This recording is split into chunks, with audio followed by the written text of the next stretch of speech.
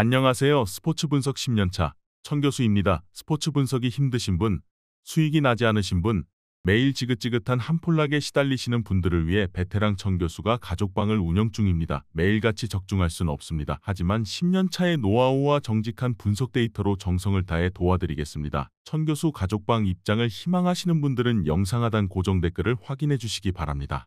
10월 18일 UEFA 유로컵 예선 6경기 분석 시작하겠습니다. 첫 번째로 핀란드 대 카자흐스탄 경기 알아보겠습니다. 핀란드는 지는 것은 물론이고 무승부를 거두어도 본선 직행이 어려워지는 상황이다.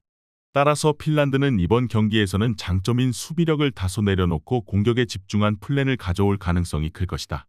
푸키와 더불어 호안팔로도 선발 출전을 할 가능성이 높아 보인다. 일단 홈에서는 덴마크도 상당히 공경에 처하게 하는 등 상승세가 제법 뛰어나다는 점은 장점이 될 것이다. 카자흐스탄은 홈에서는 지리적인 이점을 앞세워서 나름대로 잘 나가고 있다. 하지만 원정에서는 이것이 발목을 잡게 될 수 있다.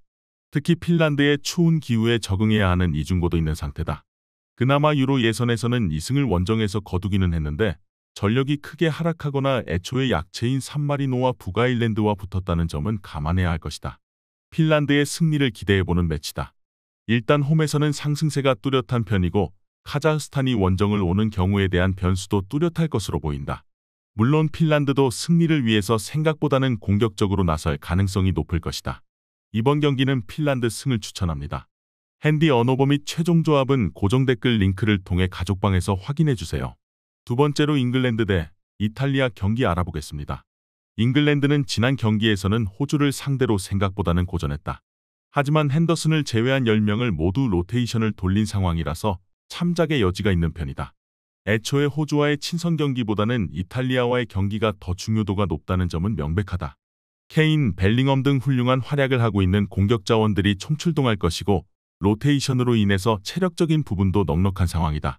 현재 이탈리아는 상당히 진퇴양난의 상황이다.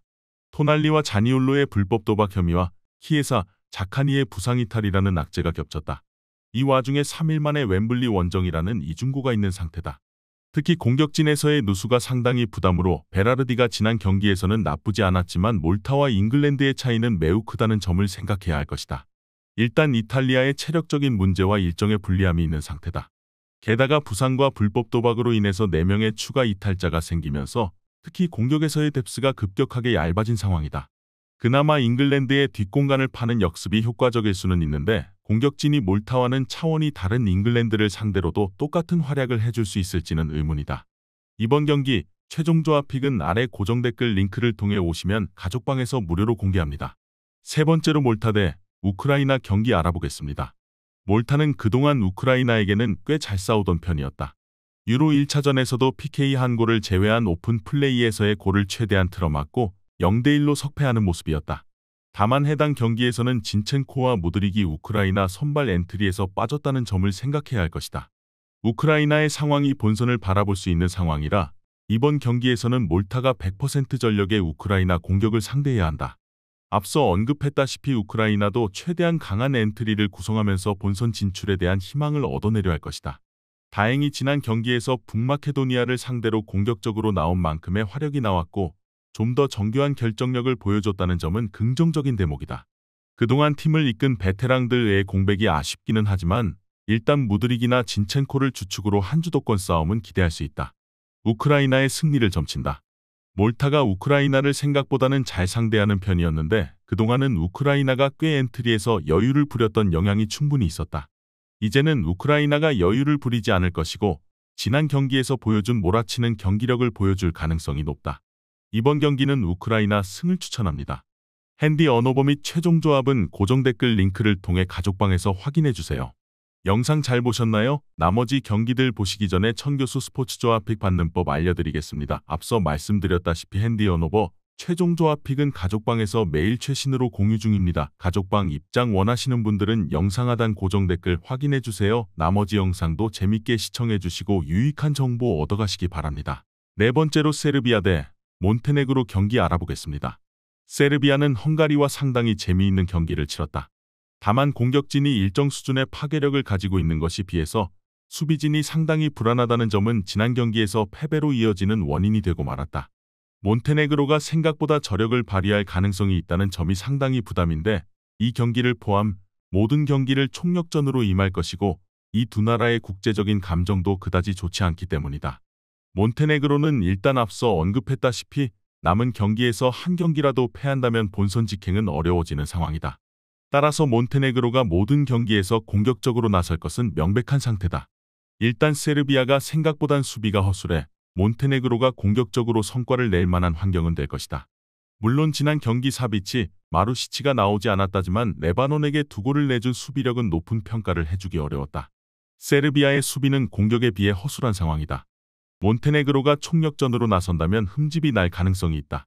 생각보다는 몬테네그로가 저력을 보여줄 가능성도 있는데 두 나라의 사이가 급격하게 냉각이 되어 있고 몬테네그로는 1패만 당하더라도 예선에서 위험하다. 이번 경기 최종 조합픽은 아래 고정 댓글 링크를 통해 오시면 가족방에서 무료로 공개합니다. 5번째로 리투아니아 대 헝가리 경기 알아보겠습니다. 리투아니아는 일단 불가리아를 이기면서 조별 예선을 승리 없이 지나가지는 않게 되었다. 물론 지난 경기에서는 불가리아에서 퇴장자가 조기에 나온 덕을 꽤 봤다고 봐야 할 것 같다. 헝가리를 상대로는 늘 압박과 동적인 운영을 막지 못하는 모습이 역력했다. 물론 리투아니아도 생각보다 전방에 힘을 주는 양상이기는 하나 수비에서 내주는 공간은 파이브백으로 가동한 경기에서도 막아내지 못했다. 헝가리는 그동안 리투아니아를 상대로는 만나는 경기마다 족족 멀티 득점에 성공하는 모습이다. 이를 감안하면 리투아니아 공략에 득점력이 미치는 영향은 적을 것이다. 이미 잉글랜드나 독일을 상대로도 득점력 하나만큼은 유지가 되는 모습이었다.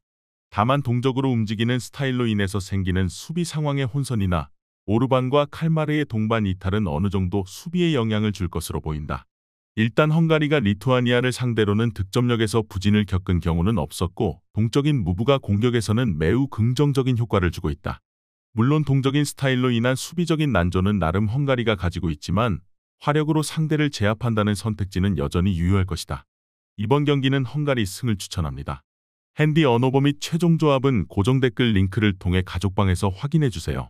마지막으로 북아일랜드 대 슬로베니아 경기 알아보겠습니다.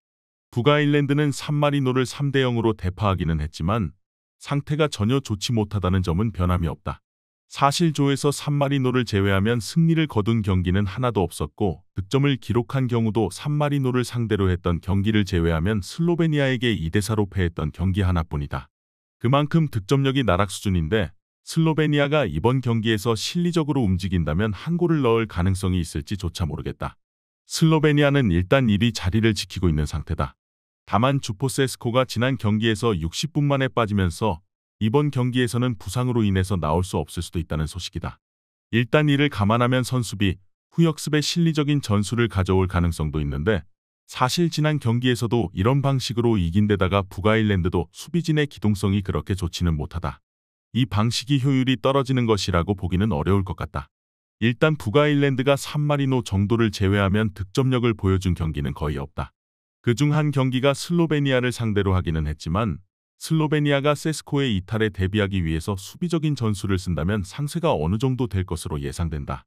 이번 경기 최종 조합픽은 아래 고정 댓글 링크를 통해 오시면 가족방에서 무료로 공개합니다.